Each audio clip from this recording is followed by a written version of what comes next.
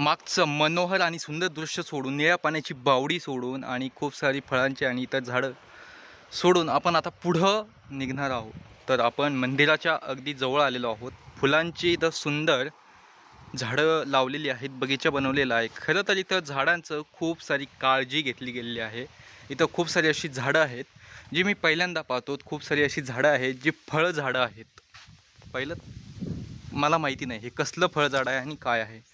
त्याचा इथं पुरेपूर वापर करून घेतलेला आहे. जास्तीत जास्त बांधकाम हे कोकणी दगड, हा कोकणी दगड आहे, लाल मातीचा दगड म्हणतात, त्याच्यामध्ये बांधलेला आहे संपूर्ण. पहा इथं आणि पुढं तो अख्खा दगड कापूनच बनवलेला आहे. वर सागाची झाडंसुद्धा लावलेली आहेत.